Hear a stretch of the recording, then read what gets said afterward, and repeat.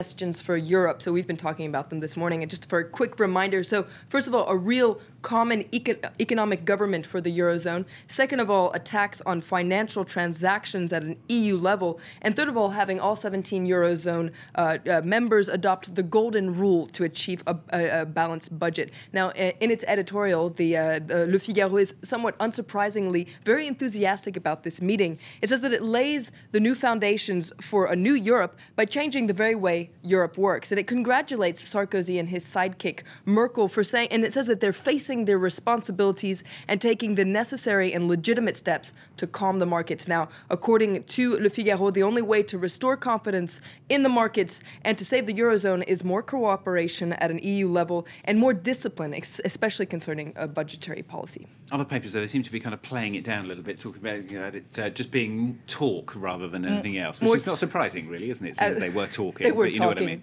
They were talking. We're going to take a look at La Tribune, which is a Business Daily here. Mini summit for mini growth, so obviously less enthusiastic than Le Figaro. Now, obviously this comes after France and Germany reported zero growth rates for the second quarter of 2011.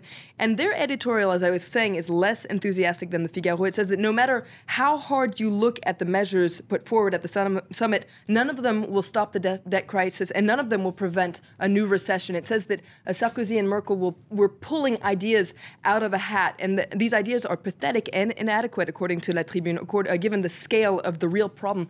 It also points out that these measures put forward mean more federalism at a European level, which La Tribune says is a good thing, except for this is not the right kind of federalism, since it's federalism based around austerity. According to La Tribune, the right kind of federalism is a federalism around growth. Okay, business to a businessman. Dominique Strauss-Kahn is back in the papers. He's on the front page of, well, the scandal at least is on the front page of François, according to which it's a rape. Now, François is following up on a story that was leaked by L'Express yesterday, the magazine on their website. And now L'Express got their hands on a report that was filed by the doctor who examined Nafissatou Diallo, the chambermaid who accused Dominique Strauss-Kahn of sexually assaulting her just hours after she was registered at St. Luke's Roosevelt Hospital on May 14th. She was registered there at 3:59 p.m. And this is the report that they got their hands on. According to this sexual assault forensics exam notes, the chambermaid was indeed raped.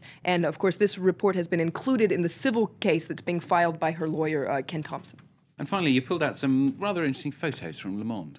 They're calling it the Faces of Tahrir Square. Now, this is a project that's been put forward by the NGO Human Rights Watch. They wanted to pay tribute to the anonymous and sometimes famous actors of the Egyptian revolution that brought down Hosni Mubarak on February 11th. Now, this photo gallery is a way to immortalize them for the roles that they played and to make them into heroes. Now, these photos that are in Le Monde are by Anglo-Greek photographer Platon, and we're going to start by looking. Here you see one of Naimas El Sayed. Now, she is a 26-year-old widow she's posing there with her 2 children, and her husband was killed by Egyptian security forces on Tahrir Square. We're going to also look at a second photo of Nawal El Sadawi. There she is. She's an 80-year-old women's rights activist.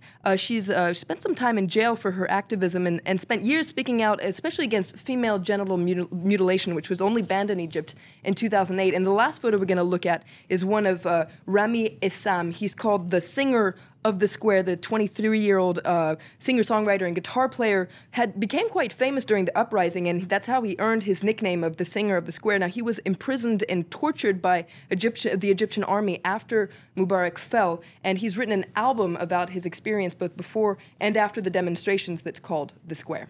Okay, interesting pictures. Thank you very much. It's really worth checking out. They're beautiful. Yeah, exactly, we will. Le Monde, wasn't it? Yes. All right, Le Monde for you. Thanks very much. That's Florence there with the newspaper review here on France 24.